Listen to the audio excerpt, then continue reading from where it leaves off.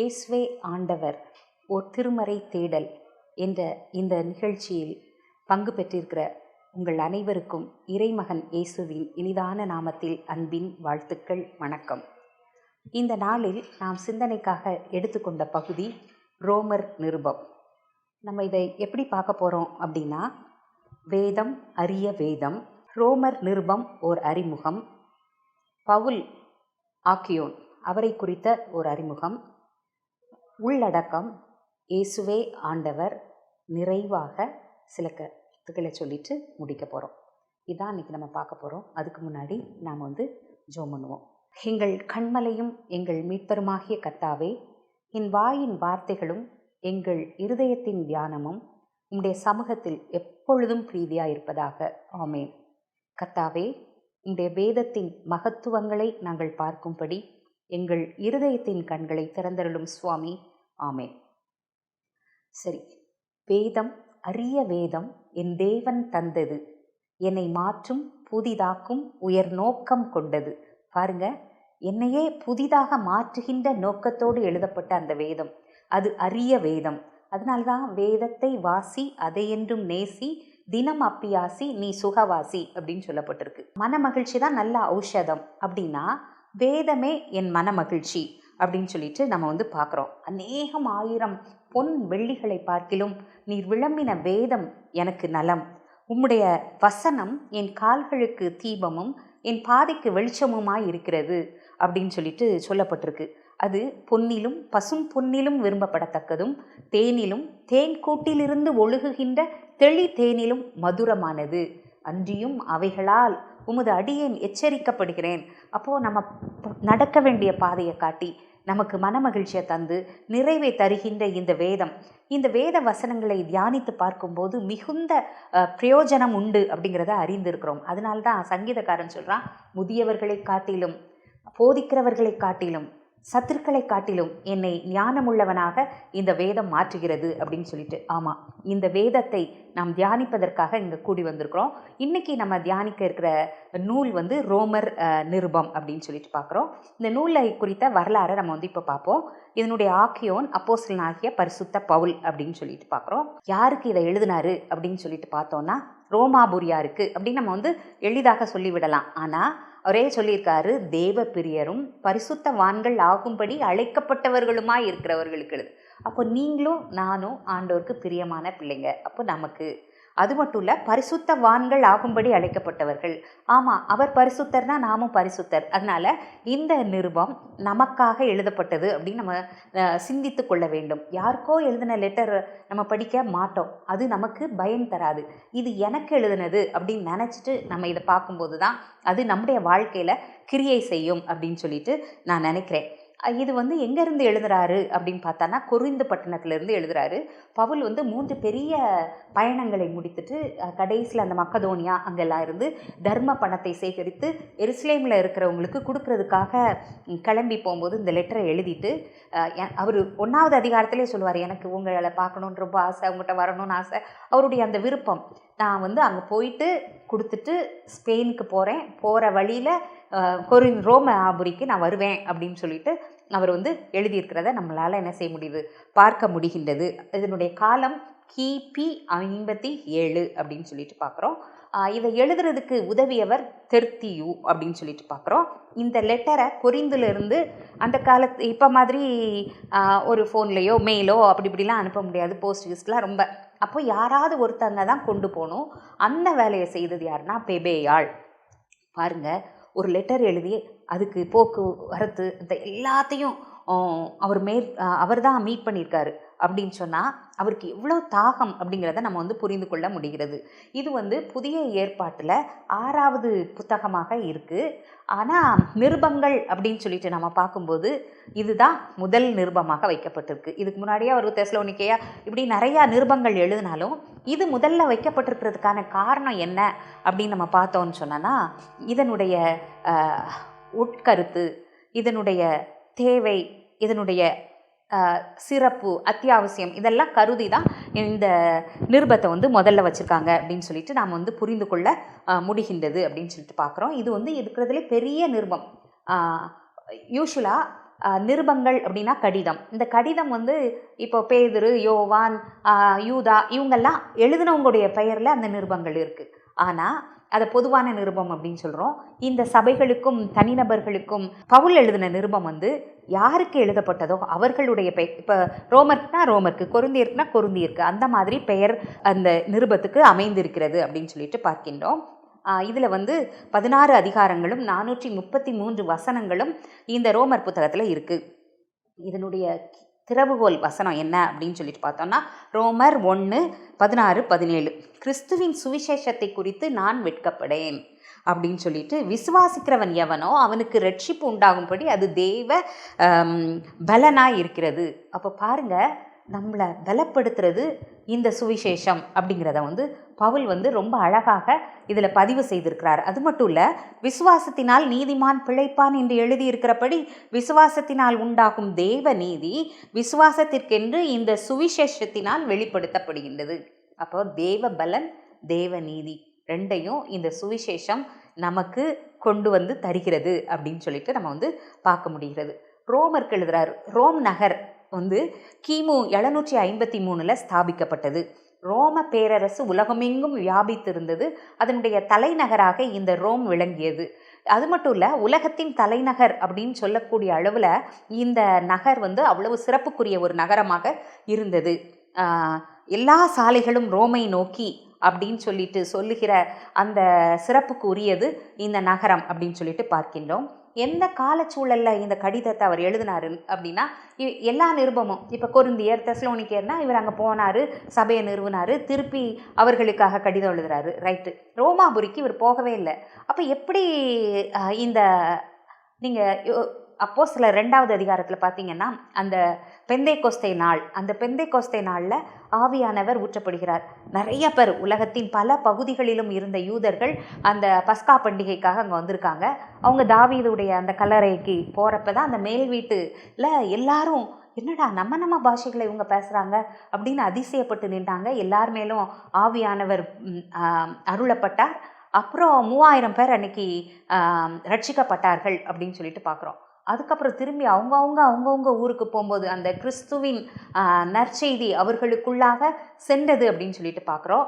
அது மட்டும் இல்லை, அந்த ரோமாபுரியில் கிலவுதராயன் இருக்கும்போது அங்கே இருந்த யூதர்கள் எல்லாரையும் நாட்டை விட்டு வெளியே போங்க அப்படின்னு சொல்லிட்டு சொல்கிறார். அப்போ நம்ம கொரிந்தியரில் படிக்கும்போது ஆக்கில்லா, பிரிஸ்கில்லா இவங்க வந்து கொரிந்து சபையில் இருப்பாங்க. அப்பல்லோ இதெல்லாம் நம்ம பார்க்குறோம்.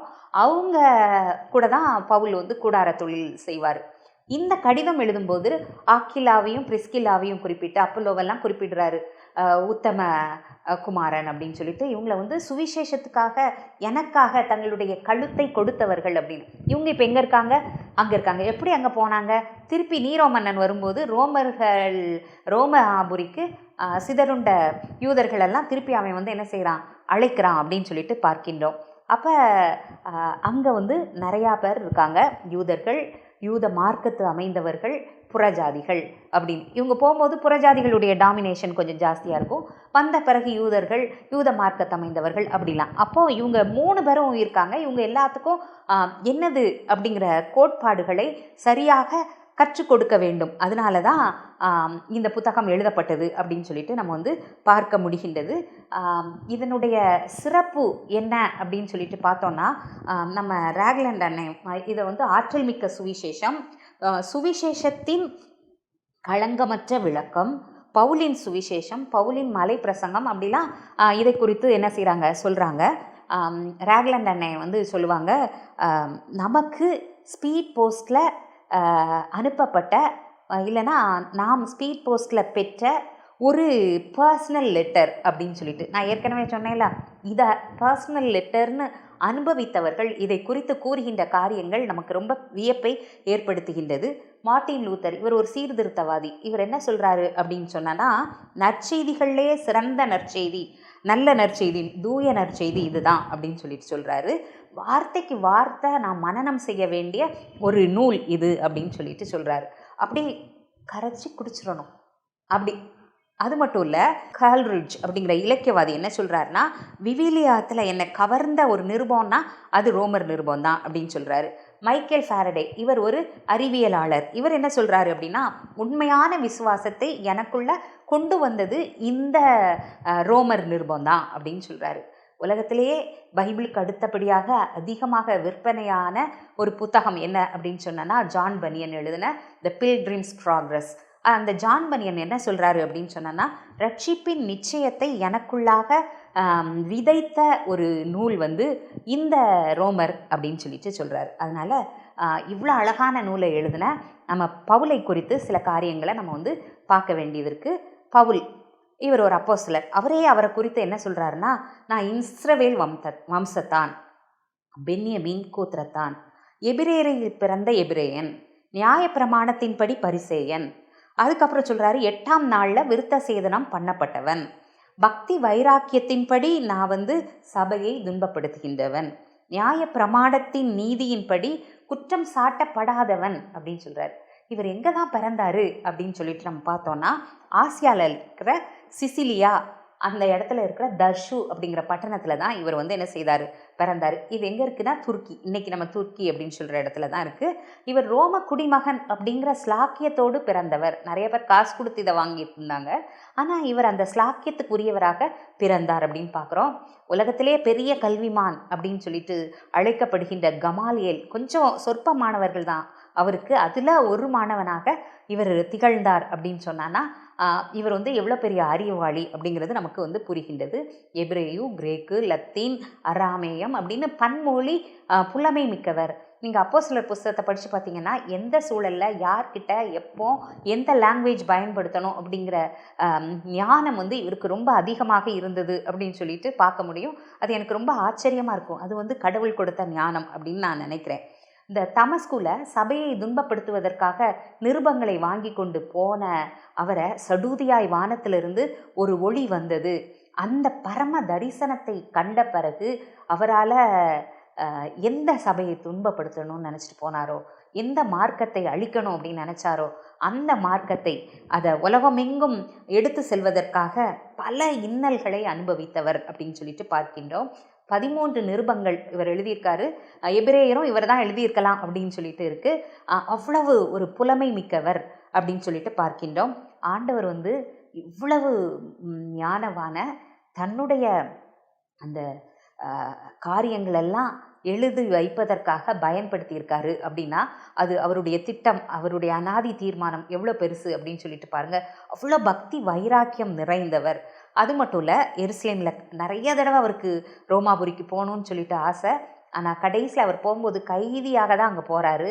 ஆனால் அவர் கைதியாக போனால் கூட ஒரு ராஜ மரியாதை அரசு இதோடு தான் அவர் என்ன செய்கிறார், போகிறாரு. அவர் போகும்போது 40 மைலுக்கு முன்னாலேயே அவரை வரவேற்கிறதுக்கு நீங்கள் யோசித்து பாருங்கள், ஒரு அரசியல் கைதியை யாராவது வரவேற்க வர முடியுமா? அப்படிப்பட்ட ஒரு மரியாதைக்குரியவராக இந்த பவுல் விளங்கினார் அப்படின்னு சொல்லிட்டு நம்ம பார்க்குறோம். அங்கே போய் ஃபெலிக்ஸ், பெஸ்து, ஏரோது, அகிரிப்பா அப்படின்னு சொல்லிட்டு அதான் ராஜாக்களுக்கும் அதிகாரிகளுக்கும் சுவிசேஷத்தை அறிவிக்கும்படி அவர் தெரிந்து கொண்ட பாத்திரம். அப்போ சொல்லுவார், கொஞ்சம் குறைய நீ என்ன கிறிஸ்தவனை ஆக்கிருவ போலையே அப்படின்னு சொல்லும்போது, கொஞ்சம் குறையலை, இந்த கட்டுகள் நீங்கி எல்லாரும், நீர் மட்டும் இல்லை எல்லாரும் என்ன மாதிரி ஆகணும் அப்படின்னு சொல்லிட்டு நான் ஆண்டவரை வேண்டிக் கொள்கிறேன் அப்படின்னு சொல்கிற அவருடைய அந்த ஆத்தும தாகம், அந்த பாரம், அது ரொம்ப அற்புதமான விஷயம் அப்படின்னு சொல்லிட்டு பார்க்கின்றோம். இவர் சரீர பிரகாரமாக ரொம்ப பலவீனமானவர். ஒரு முள் எனக்கு கொடுக்கப்பட்டது அப்படின்னு சொல்கிறாரு. ஆனால் ஆண்டவர் சொல்கிறாரு, என் கிருபை உனக்கு போதும், உன்னுடைய பலவீனத்தில் என்னுடைய பலன் பூரணமாக விளங்கும் அப்படின்னு சொல்லிட்டு. அதனால தான் என்னை பலப்படுத்துகிற கிறிஸ்துவினாலே எல்லாவற்றையும் செய்ய எனக்கு பலன் உண்டு அப்படின்னு சொல்லிட்டு ஓடினவர். பெந்தைக்கொஸ்தை நாளில் சொல்லப்பட்டிருக்கோம், நீங்கள் பரிசுத்த ஆவியானவர் உங்களிடத்தில் வரும்போது நீங்கள் பலனடைந்து எருசலேமிலும் யூதேயாவிலும் சமாரியாவிலும் பூமியின் கடைசி பரியந்தமும் எனக்கு சாட்சிகளாய் இருப்பீர்கள் அப்படின்னு சொல்லிட்டு சொல்லப்பட்டிருந்தது. உண்மையிலேயே எருசலேம் தொடங்கி இல்லிரிக்கம் வரைக்கும் சுவிசேஷத்தை அப்படியே பிரசங்கித்தவர் இவர் அப்படின்னு சொல்லிட்டு பார்க்குறோம். இன்றைக்கும் உலகம் முழுதும் இவருடைய நிருபங்கள் அந்த வேலையை என்ன செய்துட்ருக்கு, பார்த்துட்ருக்கு அப்படின்னு சொல்லிட்டு பார்க்கின்றோம். அது மட்டும் இல்லை, நல்ல போராட்டத்தை போராடினேன், ஓட்டத்தை முடித்தேன், விசுவாசத்தை காத்து கொண்டேன். இது முதல் நீதியின் கிரீடம் எனக்காக வைக்கப்பட்டிருக்கிறது, நீதி உள்ள நியாயாதிபதி அதை எனக்கு தருவார் அப்படிங்கிற அவருடைய அந்த நம்பிக்கையின் நிச்சயம், அது எல்லாம் நமக்கும் இருக்கணும் அப்படிங்கிற அதை நம்ம யோசித்து கொள்ள வேண்டியது இருக்குது. அது மட்டும் இல்லை, இவர் வந்து இந்த தடைகளெல்லாம் கடந்து இந்த நிருபத்தை எழுதினது மட்டும் இல்லை, ரோமாபுரியில் வீட்டுக்காவலில் வைக்கப்பட்டிருக்கும் போதும் சுவிசேஷத்தை பிரசங்கிப்பதை தன்னுடைய தலையாய கடமையாக தான் கொண்டிருந்தார் அப்படிங்கிறத நான் புரிந்து கொள்ள முடிகிறது. ரோமாபுரியில் நீரோ மன்னனால் இவர் கொலையுண்ணப்படுகிறார் அப்படின்னு சொல்லிட்டு பார்க்கின்றோம். இவர் ஒரு இரத்த சாட்சியாக மரித்தார். நான் வந்து மற்றவனுடைய அஸ்திபாரத்தில் மேலே கெட்டுறவனா இருக்கணும்னு நான் நினைக்கல. கிறிஸ்துவை அறியாத இடத்துல அவரை குறித்து அறிவிக்கிறத தான் நான் விரும்புகிறேன் அப்படின்னு சொன்னவர் தான் போகாத அந்த ரோமாபுரிக்கு போய் அங்கே இவ்வளோ அழகான காரியங்களை செய்திருக்கிறார். இன்றைக்கும் நமக்குள்ளாக கிரியை செய்து கொண்டிருக்கிறார் அப்படின்னு சொல்லிட்டு பார்க்கும்போது ஆவியானவருக்கு நாம் நன்றி செலுத்த கடமைப்பட்டிருக்கிறோம். இந்த பவுலுடைய வேத அறிவு வந்து ரொம்ப ஆச்சரியம். ஏன்னா அவருடைய நிருபங்களில் அவருடைய வேத அறிவை நம்மளால் பார்க்க முடியுது. ரோமர் நிருபத்தில் 433 வசனம் அப்படின்னு சொன்னேன். இதில் 85 இடத்துக்கும் அதிகமான பழைய ஏற்பாட்டு மேற்கோள்களை வந்து இவர் வந்து காட்டுறாரு அப்படின்னு சொல்லிட்டு பார்க்குறோம். ஆதாமை பற்றி சொல்கிறாரு, ஆபிரகாமுடைய விசுவாசத்தை சொல்கிறாரு, சாராளுக்கு கொடுக்கப்பட்ட அந்த வாக்கு தத்தம், ஈசாக்கு ரெபேக்காள் அவங்களுடைய கற்பம், ஏசா யாக்கோபு, மோசேட்ட சொல்கிறாரு, எவன் மேல் இரக்கமாக இருக்க சித்தமாக இருக்கிறேனோ அவன் மேல் இரக்கமாக இருப்பேன். இது மட்டும் இல்லை, இந்த ஏசாயால் சொல்லப்பட்டிருக்கிற காரியங்கள் நமக்குள்ளே ஒரு சந்ததி அவர் வைத்திராமல் போயிருந்தான்னா நாம் சோதோமை போலாகி குமராவை போல ஆயிருப்போம் அப்படின்னு. இல்லை, எலியா சொல்லுவான், நான் மட்டும்தான் மீந்திருக்கேன் அப்படின்னு சொல்லிட்டு. பாகாலுக்கு முழங்காலை முடக்காத 7000 பேர் இருக்காங்க அப்படிங்கிற எந்தெந்த இடத்துல எந்தெந்த காரியங்களை சொல்லணும் அப்படிங்கிற ரொம்ப ஞானத்தோடு இவர் வந்து அந்த பழைய ஏற்பாட்டு காரியங்களெல்லாம் பயன்படுத்துகின்றார் அப்படின்னு சொல்லிட்டு பார்க்குறோம். இந்த ரோமர் நிருபத்துடைய உள்ளடக்கம் எப்படி இருக்குது அப்படின்னு சொல்லிட்டு 2-3 விதமாக நம்ம இதை வந்து பார்க்கலாம். ரோமர் அப்படின்னு சொல்லிட்டு நம்ம பார்க்கும்போது இதில் பயன்படுத்தப்படுகிற முக்கியமான பதம் நீதி. நீதினா ரைச்சஸ்னஸ். அந்த அடிப்படையில் இந்த புத்தகத்தின் உள்ளடக்கத்தை நம்ம எப்படி பார்க்கலாம் அப்படின்னா, தேவையான நீதி 1வது அதிகாரத்திலேருந்து 3வது அதிகாரம் வரைக்கும், வழங்கப்பட்ட நீதி 3வது அதிகாரத்திலேருந்து 8ஆம் அதிகாரம் வரைக்கும், நிரூபிக்கப்பட்ட நீதி அது 9ஆம் அதிகாரத்திலிருந்து 11வது அதிகாரம் வரைக்கும், நடைமுறைப்படுத்தப்பட்ட நீதி இது 12ஆம் அதிகாரத்திலிருந்து 15ஆம் அதிகாரம், 16வது அதிகாரம் வந்து வாழ்த்து அப்படின்னு சொல்லிட்டு பார்க்குறோம். சரியா? இதை இன்னொரு மாதிரி எப்படி பிரிக்கலாம்னா, தேவன் வழங்கும் நீதி, இயேசு கிறிஸ்துவை விசுவாசிப்பதால் வரும் நீதி, இயேசுவின் கிருபையினால் வரும் நீதி, இயேசுவின் இரத்தத்தால் வரும் நீதி, நீதிமானா இருக்கிறதுனால வருகிற நன்மை அப்படின்னு சொல்லிட்டு பார்க்கலாம். இது மட்டும் இல்லை, வேறு விதமாகவும் இதை வந்து நம்ம பார்க்கலாம். ஏன்னா ஆக்கினை தீர்ப்பும் நீதியின் தேவையும், நியாய தீர்ப்பும் நீதியின் பகிர்ந்தளிப்பும், பரிசுத்தமாக்கப்படுதலும் நீதியின் செயல் விளக்கமும், மீட்டெடுக்கப்படுதலும் நீதியை ஏற்றலும், பயன்படுத்தப்படுதலும் நீதியின்படி நடத்தல் அப்படின்னு சொல்லிட்டு வேறு விதமாகவும் இதை நம்ம வந்து என்ன செய்யலாம் பார்க்கலாம். நீதி நீதி நீதி இது இயேசுவால தான் நமக்கு கொடுக்கப்படுகின்றது இலவசமாக. சரி, இதனால என்ன நன்மை அப்படின்னு சொன்னா, தேவனிடத்துல சமாதானமாக முடியுது, ஒப்புரவாக முடியுது. தேவ கிருபையை வந்து நாம் வந்து அந்த கிருபைக்குள்ளே பிரவேசிக்கிற அந்த ஸ்லாக்கியத்தை இது வந்து நமக்கு தருது. தேவ மகிமை அடைவோம் அப்படிங்கிற ஒரு நம்பிக்கையை இது நமக்குள்ளாக விதைக்கின்றது. உபத்திரவத்தில் மேன்மை பாராட்ட நமக்கு உதவி செய்கிறது. அது மட்டும் இல்லை, பரிசுத்த ஆவியானவருடைய அபிஷேகத்தை நமக்கு தர்றதோட தேவனுடைய அன்பை நமக்குள்ளாக ஊற்றுகின்றது. அது மட்டும் இல்லை, ரட்சிப்பின் நிச்சயத்தையும் நித்திய ஜீவன் அப்படிங்கிற ஒரு அனுபவத்தையும் நமக்குள்ளாக தருகிறது அப்படின்னு சொல்லிட்டு பார்க்கின்றோம். சரி, இப்போ தான் நம்முடைய காரியத்துக்குள்ளேயே நம்ம வாரோம். இயேசுவே ஆண்டவர். கர்த்தராகிய இயேசு கிறிஸ்துவின் மகிமையை பிரஸ்தாபப்படுத்தத்தக்கதான ஒரு கோட்பாட்டை நிறுவ வேண்டும் அப்படிங்கிறதுக்கு தான் இந்த நிருபம் எழுதப்பட்டது அப்படின்னு சொல்லிட்டு சொல்கிறோம். இந்த ரோமர் நிருபத்தில் 4 நற்செய்திகளில் சொல்லப்பட்டதை காட்டிலும் அதிகமான இடங்களில் தேவன், ஆண்டவர், கிறிஸ்து அப்படிங்கிற பதங்கள் உபயோகப்படுத்தப்பட்டிருக்கிறது. 261 தடவைக்கு அதிகமாக இந்த சொல்லப்பட்டிருக்கு. அப்படின்னா ஆண்டவர் தான் மைய பொருள் அப்படிங்கிறது நமக்கு வந்து என்ன செய்யுது, புலனாகின்றது அப்படின்னு சொல்லிட்டு பார்க்கின்றோம். தீர்க்கதரிசிகள் மூலமாய், இது 1வது அதிகாரம் 4வது வசனத்தை பார்த்தீங்கன்னா, தீர்க்கதரிசிகள் மூலமாய் பரிசுத்த வேதாகமத்தில் முன்னே வாக்கு தத்தம் பண்ணப்பட்டவர். ஏசியார்னா நேற்று பெஞ்ச மழையில் முளைச்ச காளான் அப்படின்னு சொல்லிட்டு நிறைய பேர் நினைக்கிறாங்க. இல்லை, உலக தோற்றத்துக்கு முன்னாடியே அவர் செல்ல பிள்ளையாக இருந்தார் அப்படின்னு சொல்லப்பட்டிருக்கு. அதனால தான் தீர்க்கதரிசிகள் மூலமாக முன்னே வாக்கு பண்ணப்பட்டவர். அது மட்டும்படி மாம்சத்தின்படி தாவீதின் வம்சத்தில் பிறந்தவர். ஏன்னா யூதர்களுக்கு தாவீதுனா அவ்வளோ கிரேட். அதனால் அந்த தாவீதின் வம்சத்தில் அவர் கொடுத்த வாக்குப்படி பிறந்தவர். பரிசுத்த ஆவியின்படி தேவனுடைய சுதன் அப்படின்னு சொல்லிட்டு அழைக்கப்பட்டவர். மரித்தோரிலிருந்து உயிர் தெழுந்ததுனால தேவனுடைய குமாரன் அப்படிங்கிற நிலையில் அவர் இருக்கார். இந்த இயேசு தான் வழி, இவரை அல்லாமல் ஒருவனும் பிதாவினிடத்தில் வரான். அப்போது இவர் தான் வழி அப்படின்னு பார்க்குறோம்.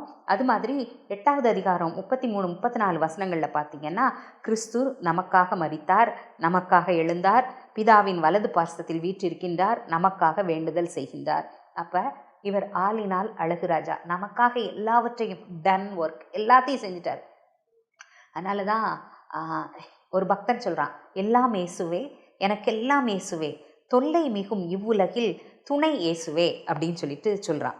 அது மட்டும் இல்லை, கிறிஸ்துவின் சுவிசேஷம் அது தேவ பலன், அது தேவ நீதி அப்படின்னு நம்ம ஏற்கனவே பார்த்தோம். அவருடைய கிருபை வரம் அது நித்திய ஜீவன். அது மட்டும் இல்லை, எல்லாமே இலவசமாக நமக்கு கொடுக்கப்படுகின்றது. இலவசமாக கிருபை, இலவசமான மீட்பு, இலவசமாக நீதிமான் ஆகின்ற அந்த ஸ்லாக்கியம், இதெல்லாம் எப்படி வருதுன்னா, அவர் கிருபாதார பலியாக சிலுவையில் தன்னை அர்ப்பணித்ததுனால தான் வருது. 3வது அதிகாரத்தில் இந்த காரியங்கள் எல்லாவற்றையும் நாம் பார்க்குறோம். நாம் பலன் இல்லாதவங்களாக இருக்கும்போது, நாம் அக்கிரமக்காரராக இருக்கும்போது அவர் நமக்காக மரித்தார். நாம் பாவிகளாக இருக்கும்போது கிறிஸ்து நமக்காக மரித்ததுனால தேவன் நம்மேல் வைத்த தமது அன்பை விளங்க பண்ணினார் அப்படின்னு 5வது அதிகாரம் 8வது வசனத்தில் நம்ம பார்க்குறோம். இந்த இயேசு கிறிஸ்து நமக்கு ஒப்புரவாக்குதலை தருகிறார் அப்படிங்கிறத 5:11 பார்க்குறோம். அது மட்டும் இல்லை, அவருடைய கிருபையின் ஈவு அதை நமக்கு அப்படியே கொடுத்துருக்காரு. அது மாதிரி அந்த கிருபையின் பரிபூரணத்தை நமக்கு கொடுத்துருக்காரு. நீதியாகிய ஈவின் பரிபூரணம் நம்ம பார்க்குறோம். ஏசப்பா சொன்னதை, நானும் அவைகளுக்கு ஜீவன் உண்டாகும், அந்த ஜீவன் பரிபூர்ணப்படவும் வந்தேன் அப்படின்னு சொல்லிட்டு சொன்னார். அதனால் எல்லா பரிபூரணத்தையும் இவர் தந்து ஒரு பெரிய ஆளுகையையும் நமக்கு என்ன செய்கின்றார், அருளுகின்றார் அப்படின்னு சொல்லிட்டு 5வது அதிகாரம் 21வது வசனத்தில் நம்ம பார்க்குறோம். நாம் கிறிஸ்துவுடனே மரித்து கிறிஸ்துவுடனே பிழைத்தும் இருக்கின்றோம். அப்போ நம்ம பாவத்துக்கு செத்து தேவனுக்காக பிழைத்திருக்கிறோம் அப்படிங்கிறத 6வது அதிகாரத்தில் ரொம்ப அழகாக சொல்கிறார். ஏன்னா பாவத்தின் சம்பளம் மரணம், நம்முடைய கர்த்தராகிய இயேசு கிறிஸ்து தேவனுடைய கிருபை வரமோ நம்முடைய கர்த்தராகிய இயேசு கிறிஸ்துவினால் உண்டாகும் நித்திய ஜீவன் அப்படின்னு சொல்லிட்டு 6:23 சொல்லப்பட்டு இருக்கின்றது. அப்போ பார்த்தீங்கன்னா, கிறிஸ்து இயேசுக்கு உட்பட்டவர்களாக நாம் மாம்சத்தின்படி நடவாமல் ஆவியின்படி நடந்தோம் அப்படின்னா நமக்கு ஆக்கினை தீர்ப்பு இல்லை. எவ்வளோ பெரிய கிருபை அப்படின்னு சொல்லிட்டு பாருங்கள். அதே மாதிரி கிறிஸ்து இயேசுவில் உள்ள ஆவியின் பிரமாணம் நம்மை பாவம் மரணம் என்னும் பிரமாணங்களிலிருந்து விடுவித்தது. 8வது அதிகாரம் 2வது வசனத்தில், விடுதலை விடுதலை விடுதலை பெற்றேன், விதவிதமாய் பாவத்திலே ஜீவித்த நானே, இந்த நாளில் எந்த நேசு சொந்த இரத்தத்தால் தந்திட்டாரே எந்த நாட்ப மீட்பின் விடுதலை. அப்போது இவ்வளோ பெரிய விடுதலையை அவர் நமக்கு தருகிறார். அப்போது தேவனுடைய ஆவி இல்லாதவன் அவர் இல்லாதவன் அப்படின்னு சொல்லிட்டு நம்ம தெரிந்து கொள்ள வேண்டும் அப்படின்னு சொல்லிட்டு பார்க்கின்றோம். அது மட்டும் இல்லை, அப்பா பிதாவே என்று கூப்பிடத்தக்கதான புத்திர சுவிகாரத்தின் ஆவியையும் அவர் நமக்கு தந்திருக்கிறாரு. அப்போது நம்ம பிள்ளை, அவருடைய சுதந்திரர், இயேசுவுக்கு உடன் சுதந்திரர். அப்போ பாருங்கள், அவருடைய எல்லாமே நமக்கு சுதந்திரமாக கொடுக்கப்பட்டிருக்கு. நம்ம அடிமைகள் இல்லை, அவருடைய பிள்ளைகள். அது எவ்வளவு ஸ்லாக்கியம் அப்படின்னு சொல்லிட்டு பாருங்கள். அதனால் இவ்வுலகத்து பாடுகள் இனி நம்மில் வெளிப்படும் மகிமைக்கு ஒப்பானவைகள் அல்ல அப்படின்னு கிறிஸ்துவுக்காக பாடுபட்டால் இந்த மகிமையை நாம் அனுபவிக்கலாம் அப்படின்னு சொல்லிட்டு இவர் சொல்கிறாரு. சொந்த குமாரன் என்று பாராமல் அவரையே நமக்கு தந்தவர், அவரோட கூட மற்ற எல்லாவற்றையும் அருளாது இருக்கிறது எப்படி அப்படின்னு சொல்லிட்டு அவர் கேட்கிற அந்த கேள்வி 8வது அதிகாரம் 32வது வசனத்தில் இருக்குது. எவ்வளோ அழகான கேள்வி. அவரையே கொடுத்துட்டாரு, அப்புறம் வேற என்ன நமக்கு தராமல் இருப்பார், எல்லாத்தையும் நமக்கு தருவார் அப்படிங்கிற ஒரு நிச்சயத்தை நமக்குள்ளாக ஊற்றுகின்றது. எல்லாத்துக்கும் மேலாக தேவனுடைய அன்பை அப்படியே என்ஜாய் பண்ணி அவர் சொல்கிறாரு, நாமும் அந்த அன்பில். ஏன்னா அன்பிற்கு இலக்கணம் யார்? இயேசு. அன்பிற்கு அடையாளம் ஏது? சிலுவை. அதனால் அந்த அன்பை பற்றி இவர் சொல்கிறாரு, இயேசு உமது அன்பு எத்தனை பெரியது, ஆகாயம் பூமி கடல் ஆழிகளில் எல்லாம் உயர்ந்தது அப்படின்னு பக்தன் பாடுற மாதிரி கிறிஸ்துவின் அன்பை விட்டு நம்மை பிரிப்பவன் யார் அப்படின்னு சொல்லிட்டு சொல்கிறாரு.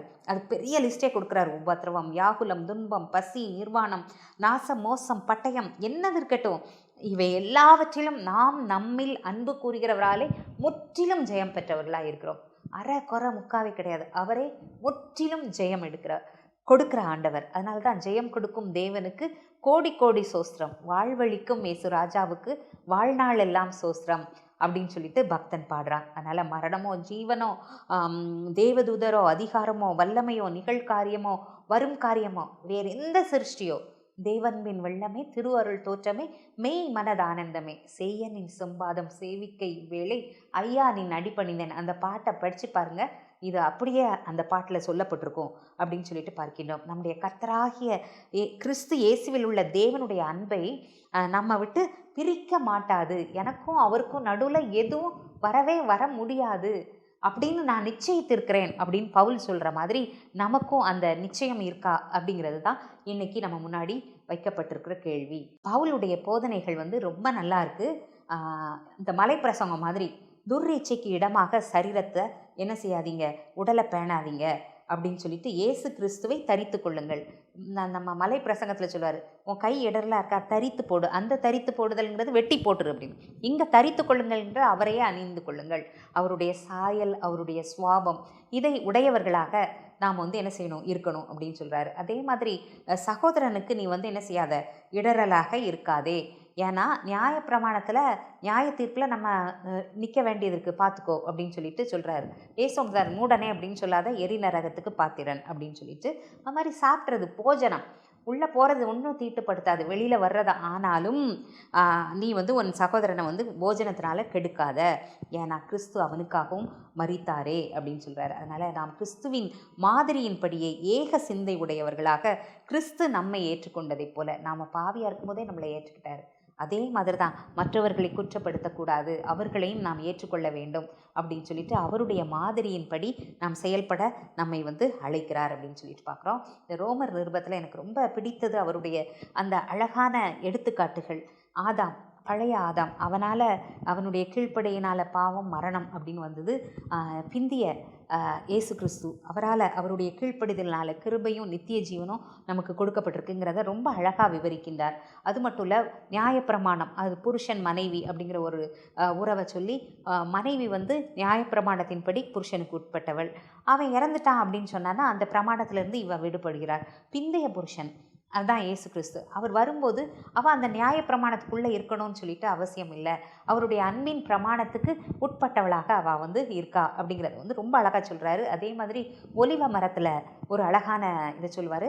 நல்ல ஒலிவ மரம் அது இஸ்ரவேல், ஆனால் அது அவிசுவாசத்தினால அதனுடைய கிளைகள் எல்லாம் வெட்டப்பட்டுட்டு. இப்போ பார்த்தீங்கன்னு சொன்னால் காட்டு ஒலிவ மரம் புறஜாதிகளாகிய நாம்.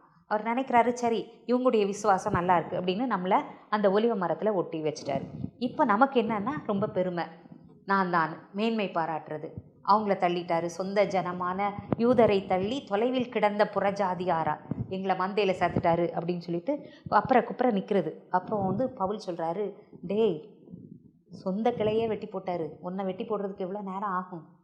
அதே மாதிரி உன்னை ஒட்ட வச்சவரை அவனையும் ஒட்ட வைக்கிறதுக்கு எவ்வளோ நேரம் ஆகும்?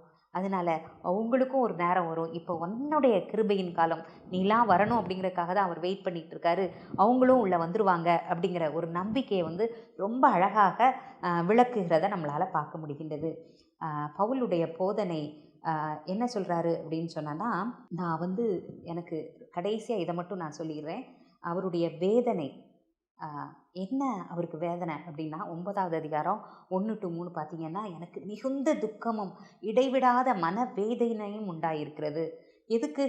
நான் சொல்கிறது பொய்யே கிடையாது, உண்மை அப்படின்னு சொல்லிட்டு, மாம்சத்தின்படி என் இனத்தாராகிய என் சகோதரர்களுக்கு பதிலாக நானே கிறிஸ்துவுக்காக சபிக்கப்பட்டவனாக மாறிட்டேன்னா இவ்வளோ நல்லாயிருக்கும் அப்படின்னு யோசிக்கிறாரு. இது கிறிஸ்துவின் சிந்தை. ஏன்னா பிதாவுக்கு சமமாக இருப்பதை கொள்ளையாடின பொருளாக கருதாமல் தம்மை தாம் வெறுத்து அடிமையின் ரூபம் எடுத்து மனுஷ சாயலாக நமக்காக வந்தவர். புரியுதா?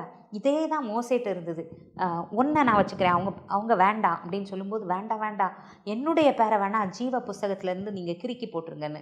நம்ம வலது கைக்கும் இடது கைக்கும் வித்தியாசம் தெரியாமல் இயேசு என்றால் என்ன விலை என்று கேட்டிடும் எத்தனை பேர். பிள்ளைகள் அப்பம் கேட்கின்றார்கள், ஜீவ அப்பம் தருவாயா, ஜீவ அப்பம் தருவாயா, உனக்காக நான் மரித்தேனே, எனக்காக நீ என்ன செய்வாய் அப்படின்னு சொல்லிட்டு கேட்குறாரு. அதனால் ஆத்துமாக்களுக்காய் செலவு பண்ணப்படவும் நம்மை தியாகம் செய்வோமா அப்படிங்கிற ஒரு கேள்வி இன்னைக்கு இந்த நிருபத்தின் மூலமாக நமக்கு முன்பாக வைக்கப்பட்டிருக்கின்றது. யோசிப்போமா? அன்பின் பரலோக தந்தையே, சொந்த குமாரன் என்று பாராமல் அவரையே எங்களுக்கு தந்தவர். அவரோட கூட மற்ற எல்லாவற்றையும் அருளாதிருக்கிறது எப்படி? நன்மையான எந்த ஈவும் பூரணமான எந்த வரமும் பரத்திலிருந்து உண்டாகி ஜோதிகளின் பிதாவாகிய உம்மிடத்திலிருந்து இறங்கி வருகிறது அப்படிங்கிறத உணர்ந்து மூவொரு தெய்வமாகிய உம்மை ஆண்டவரே நாங்கள் ஏற்றுக்கொண்டு கிறிஸ்துவின் அன்பை விட்டு எங்களை பிரிக்கிறது யாரு அப்படின்னு சொல்லிட்டு தைரியமாக சுவிசேஷத்திற்காக வெட்கப்படாதவர்களாக ஆண்டவரே இருக்க எங்களை உங்களுடைய கரத்தில் ஒப்பு கொடுக்குறோம். பொறுப்பெடுத்துக்கோங்க, வழி நடத்துங்க, ஆசீர்வதிங்க. துதிகன மகிமை அனைத்தும் உமக்கே. மீட்பர் இயேசுவின் நாமத்தில் ஜெபிக்கிறோம் நல்ல பிதாவே. ஆமேன், ஆமேன், ஆமேன். Thank you. God bless you.